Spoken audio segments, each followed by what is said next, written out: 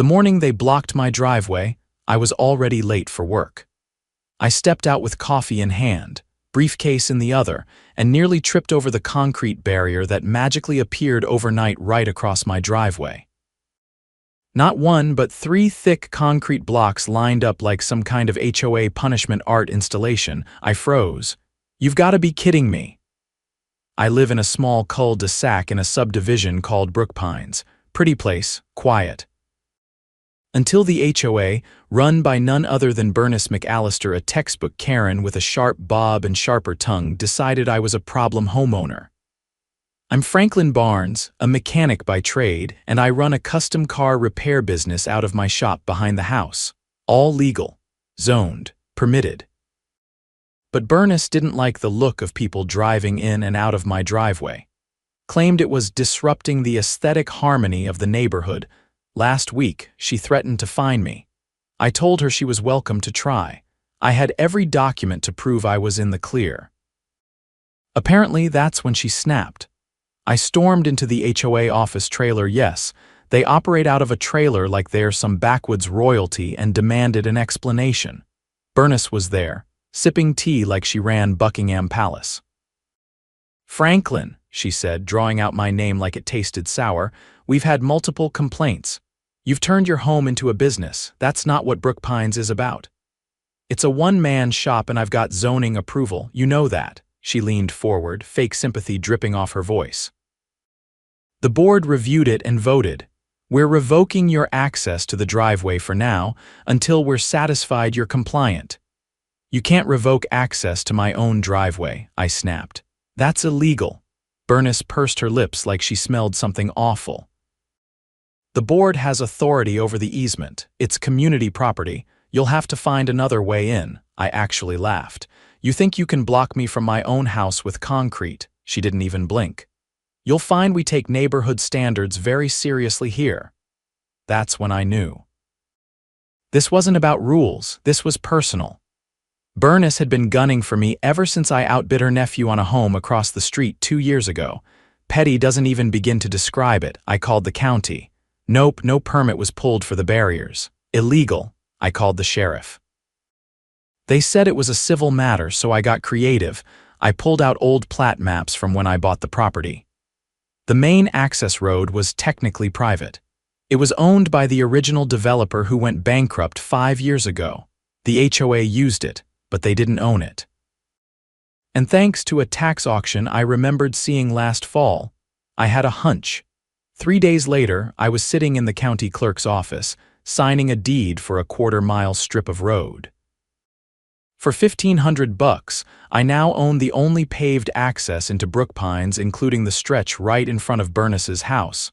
I didn't say a word, not to anyone. I just waited. Let the concrete block sit until the next HOA meeting.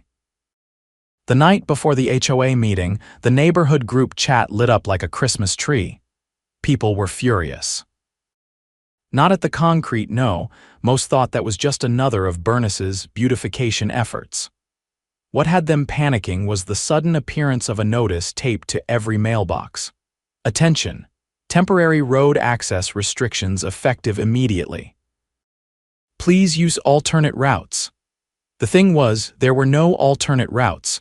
Brookpines sat at the end of a single access road that curved in from the main county highway. That road, now mine. And I had just exercised my right as the legal property owner to restrict its use pending a maintenance review, of course. Signs went up. A simple chain across the entrance with a laminated sign. Private property access temporarily suspended. I watched from my porch as minivans rolled up, paused, and reversed down the hill. The confusion was delicious. Somewhere behind me, my neighbor Caleb let out a long whistle. I thought you were bluffing, he muttered, arms crossed. I didn't answer.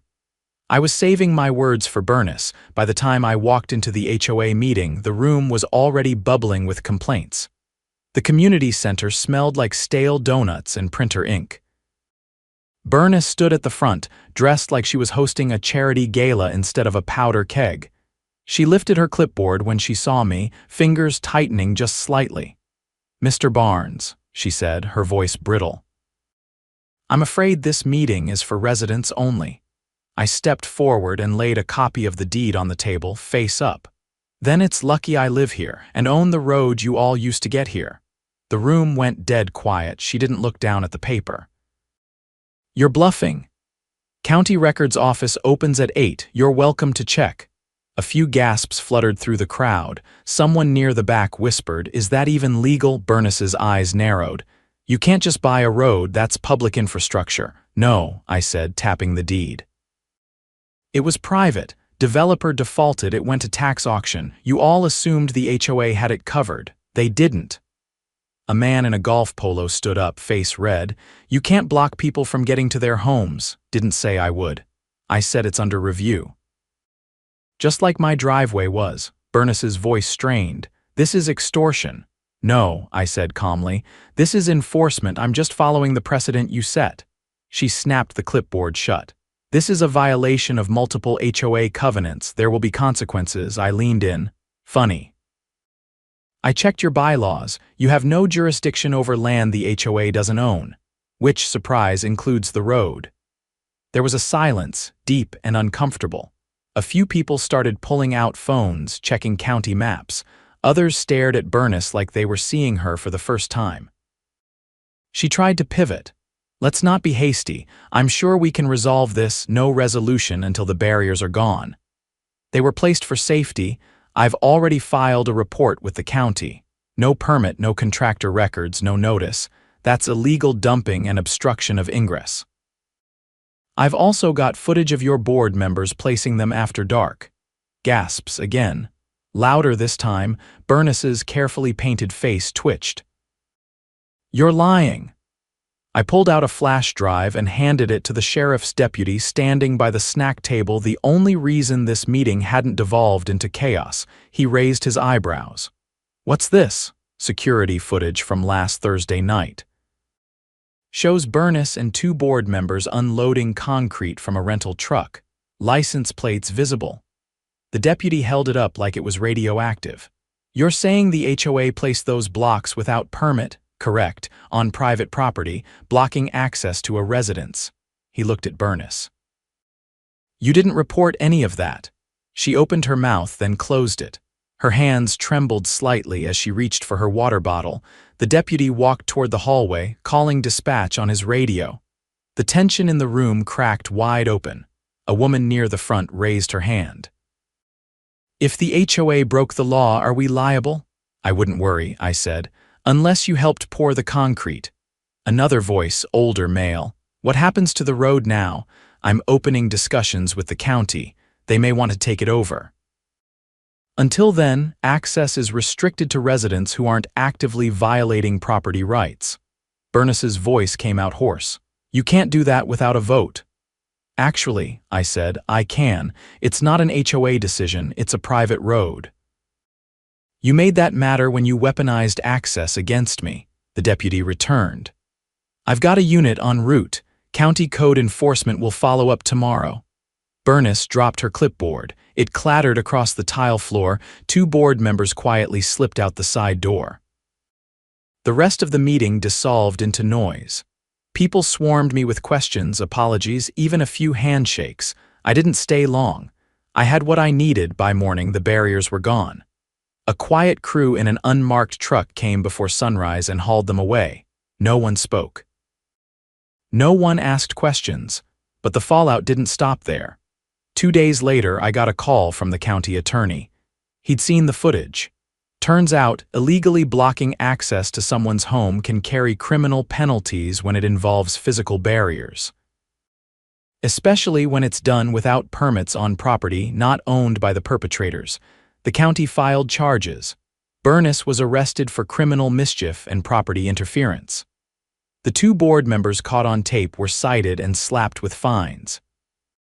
The HOA's legal defense fund dried up within a week, and the insurance they relied on refused to cover deliberate criminal acts. The HOA president's seat was declared vacant, and at the next emergency meeting, the community voted overwhelmingly to disband the existing board and hold new elections. I didn't run. I didn't need to. But a few neighbors asked me to help draft new bylaws, ones that ensured no future board could ever abuse power the way Bernice did. I agreed. A month after that, a new sign went up at the entrance to Brook Pines. It read, "Welcome home, private road access courtesy of Franklin Barnes." Funny how things change when you stop letting people walk all over you and start owning the road they stand on. 2 weeks after the meeting imploded, Brook Pines felt like a town waking up from a long, uncomfortable dream. There was a strange hush around the neighborhood, like the place was waiting for the next shoe to drop. People crossed the road to talk to each other again. Kids rode bikes down the cul-de-sac without parents glancing nervously at windows. But there was still unfinished business, particularly with the county prosecutor's office, who had taken an active interest in the footage I handed over. By the time I got the call to testify, they'd already uncovered more than I'd anticipated. "Franklin, we need you to come down to the courthouse," said the assistant DA, a lean guy named Kendrick with a calm voice that always sounded like he was halfway through a chess match. "There's more here than illegal dumping." "Thought you'd want to see it." I arrived the next morning, expecting a folder or two. Instead, Kendrick led me to a small conference room where 2 investigators from the Financial Crimes Unit sat waiting. On the table were spreadsheets, bank statements, and a thick binder labeled Brook Pines HOA Financial Audit Preliminary Findings. One of the investigators, a sharp-eyed woman named Daria, flipped the binder open and tapped a page. "Your former HOA president," she said, "has been redirecting funds through a shell landscaping company, payments for non-existent maintenance. We've counted at least 30 invoices over the last 2 years, all approved without a second signature." I raised my eyebrows. "And no one caught that," Kendrick leaned forward. She made it hard to question. No open meetings, no access to financials. Anyone who asked got fined or cited for violations. We've got deposit logs showing money being funneled into a private account under her maiden name." "Landscaping?" I asked. "On paper. In reality, nothing. No work orders, no contractor logs, and the kicker." "The account was used to pay off her nephew's mortgage," I exhaled slowly. "That's why she hated me. I outbid him." "Looks like it." The DA's office had already issued a warrant. She'd been picked up the night before at her sister's place in the next county, trying to leave with 2 suitcases and a passport. They were holding her on fraud, embezzlement, and obstruction pending arraignment. "Is she talking?" I asked. Kendrick nodded, mostly denying. "But her phone's a goldmine. Texts with board members, emails with forged invoices. She even joked about making life hell for the mechanic in a thread with her treasurer." "Glad I could inspire such creativity," I muttered. That afternoon, the news broke. Local channels ran the story under the headline, "HOA President Indicted for Fraud, Retaliation Scheme." They showed footage of the driveway barriers, the road sign with my name, and a blurry shot of Bernice being led out of her sister's house in handcuffs. The residents of Brook Pines gathered in small knots that evening, whispering over fences and driveways. No one defended her. The next HOA meeting wasn't in the community center. It was in the county building, under the supervision of a court-appointed mediator. The judge had ordered a freeze on all HOA funds and mandated an independent audit. What they found made the concrete barriers look like child's play. Over the next few weeks, it came out that Bernice and her treasurer had been collecting special assessment fees for non-existent projects, a supposed security camera upgrade, a gate system that never materialized, and even a community garden that no one had ever seen. The money had vanished into ghost accounts, and at least 5 households had been threatened with liens for refusing to pay. One of those homeowners, a retired firefighter named Greg, stood up during the hearing and held up a letter. She said if I didn't pay the security levy, they'd report me to collections. I asked for a breakdown and she said it was confidential. I live on a fixed income. I skipped meds to make that payment. The judge's expression didn't change, but his voice tightened. The court will be referring this to the state attorney general. This extends beyond petty enforcement. Outside the courtroom, I found Greg leaning against the railing, rubbing the back of his neck. "You really blew the lid off this whole thing, Franklin," he said. "If you hadn't bought that road." "I didn't plan to start a revolution," I said. "Just wanted to get to work without tripping over cement," he chuckled dryly. "Well, you did more than that. The court ordered restitution for every fraudulent fine, assessment, and fee." Residents began receiving certified letters listing the amounts they'd be reimbursed. Some were in the hundreds, others in the thousands. One woman, a nurse who had been cited for excessive overnight parking, got a check for over $8,000. With Burness removed and the board gutted, the state HOA Oversight Committee intervened. They appointed a temporary administrator to oversee elections and restructure the bylaws. For the first time, residents were given access to financial records, meeting minutes, and voting procedures. A new clause was added. All major decisions required a 75% majority and independent verification by a third-party auditor.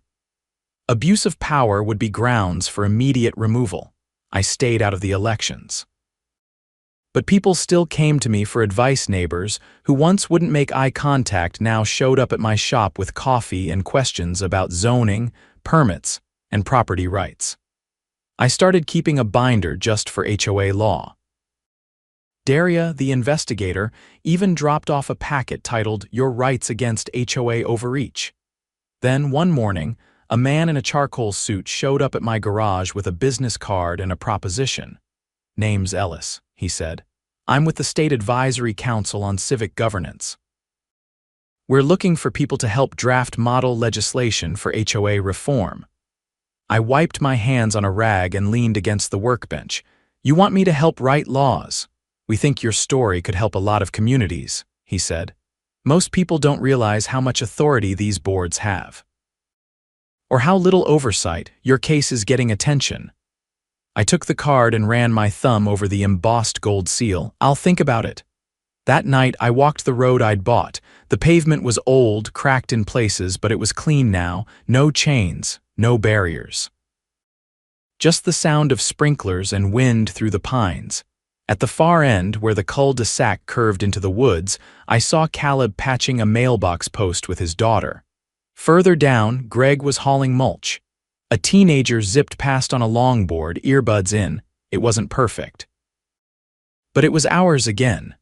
And for the first time in a long while, no one was watching from behind a clipboard.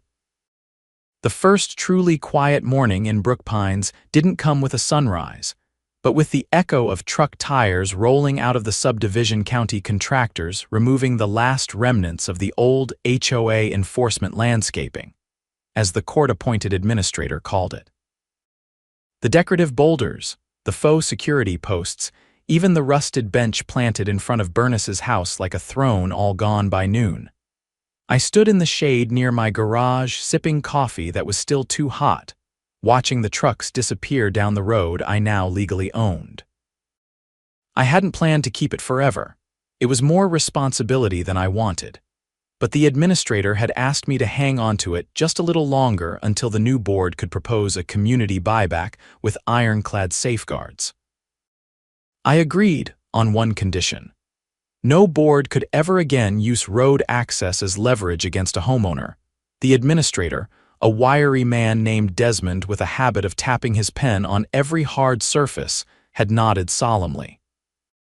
"We'll make it the first clause."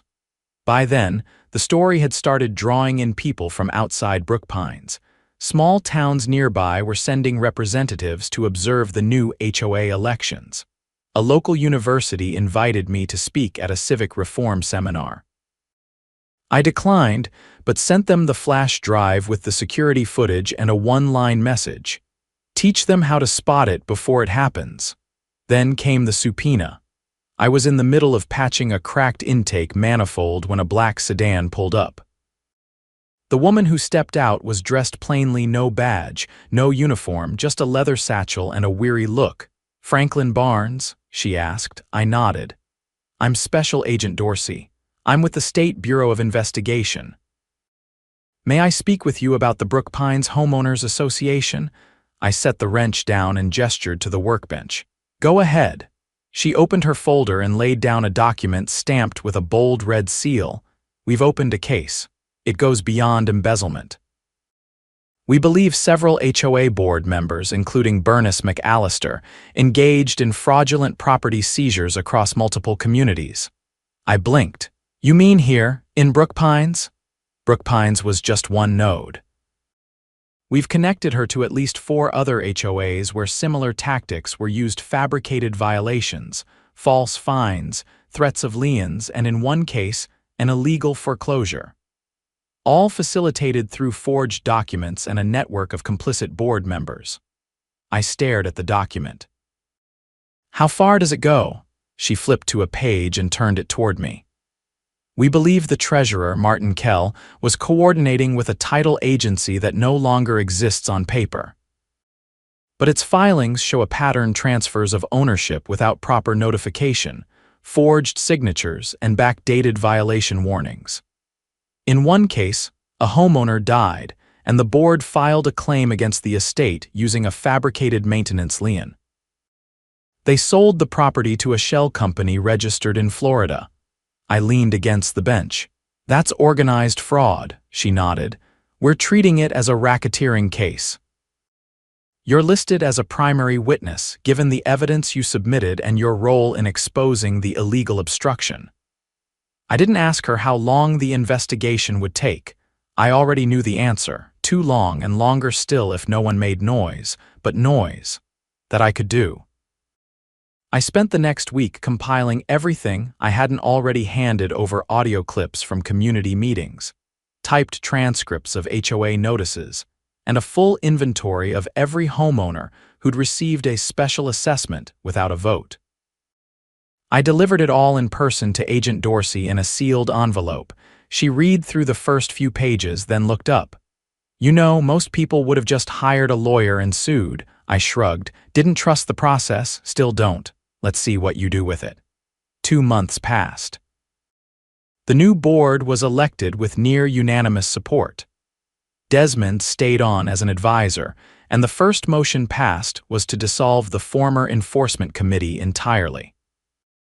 In its place, they created a review council made up of 5 randomly selected homeowners, rotated every 6 months to approve or deny any proposed fines. The second motion, a full forensic audit of the HOA's last 5 years, submitted to the Attorney General's office. By then, Bernice had stopped fighting the charges. Her public defender entered a plea deal in exchange for cooperation. She provided names, accounts, emails, and the entire structure of their scheme: how they recruited board members from struggling communities, promised them efficiency packages, and taught them how to exploit obscure loopholes in local property codes. She named Martin Kell as the architect. He was arrested in Missouri trying to withdraw $20,000 in gold coins from a safety deposit box under a false name. The trial was scheduled for the following spring. I testified during the preliminary hearing. The courtroom was packed, not with press or strangers, but with people from Brook Pines: Greg, Caleb, the nurse with the overnight parking fine, the couple who'd once been too afraid to speak at meetings.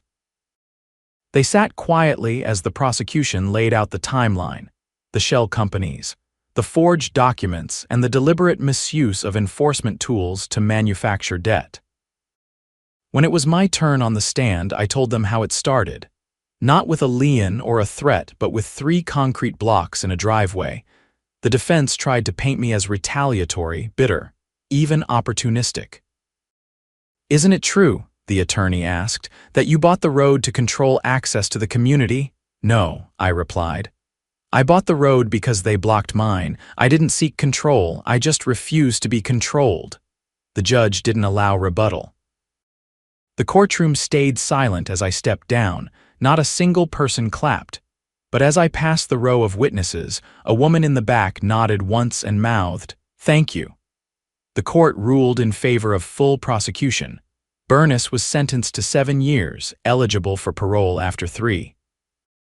Martin got 12. The title agency was dissolved, and the state passed emergency legislation requiring third-party audits for all HOA fines over a certain amount. Brookpines, meanwhile, became a case study. The university I'd turned down earlier sent another letter, this time inviting me to co-author a guidebook on community governance. I still declined. But I sent them something better. A full report compiled by Desmond and the new board detailing every reform, every clause, and every protection we'd added. Use it, I wrote. Build something better with it.